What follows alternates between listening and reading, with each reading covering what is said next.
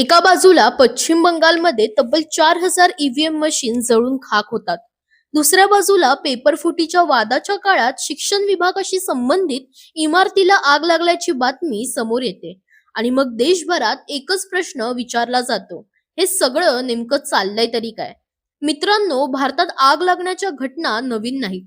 पण जेव्हा आग एखाद्या अशा ठिकाणी लागते जिथे संवेदनशील कागदपत्र, सरकारी नोंदी किंवा निवडणुकांशी संबंधित यंत्रणा ठेवलेल्या असतात, तेव्हा लोकांच्या मनात संशय निर्माण होणं स्वाभाविक असतं.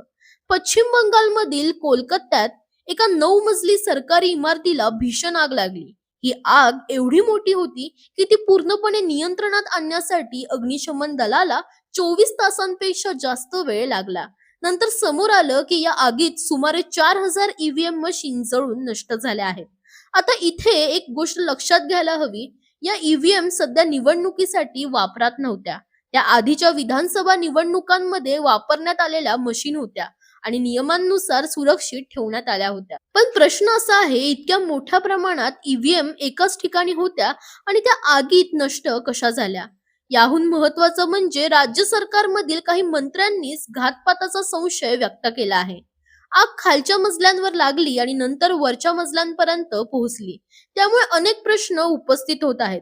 दुसरीकडे दिल्लीत आणखीन एक घटना घडली. सोशल मीडियावर बातमी पसरली की शिक्षण मंत्रालयाच्या कार्यालयाला आग लागली आहे. त्यावेळी देशभरात पेपरफुटी, परीक्षा व्यवस्थापन आणि शैक्षणिक पारदर्शकतेवरून जोरदार वाद सुरू होता.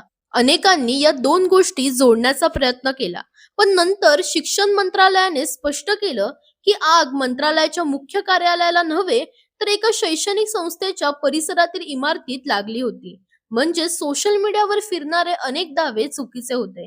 मात्र इथे मुद्दा वेगळाच आहे. प्रश्न फक्त या दोन घटनांचा नाही, प्रश्न आहे लोकांच्या विश्वासाचा.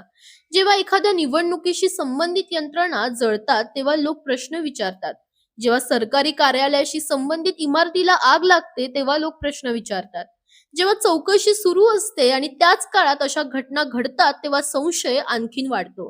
यामागे खरंच काही कटकारस्थान आहे का? पुरावे नष्ट करण्याचा प्रयत्न आहे का, की हा फक्त एक दुर्दैवी अपघात आहे? सध्या उपलब्ध अधिकृत माहितीनुसार या कोणत्याही प्रश्नाचं ठोस उत्तर नाही. तपास यंत्रणा आपलं काम करत आहेत. अग्निशमन विभाग, पोलीस आणि प्रशासन या घटनांची चौकशी करत आहेत. पण राजकारणात आणि लोकशाहीत धारणा सुद्धा महत्वाची असते.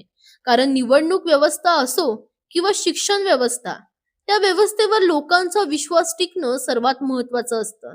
जर प्रत्येक मोठ्या घटनेनंतर लोकांच्या मनात संशय निर्माण होत असेल, तर ती केवळ प्रशासनासाठीच नाही, तर लोकशाहीसाठीही धोक्याची घंटा आहे. आज बंगालमधील ईव्हीएम आगीचं गूढ चर्चेत आहे. उद्या चौकशी अहवाल समोर येईल. कदाचित हा साधा अपघात निघेल, कदाचित सुरक्षेतील मोठी चूक समोर येईल आणि कदाचित काहीतरी वेगळंच सत्य बाहेर येईल. पण तोपर्यंत एक प्रश्न कायम राहणार आहे. देशातील सर्वात संवेदनशील नोंदी, यंत्रणा आणि दस्तऐवज खरंच सुरक्षित आहेत का? आणि जर सुरक्षित असतील तर अशा घटना वारंवार का घडतात?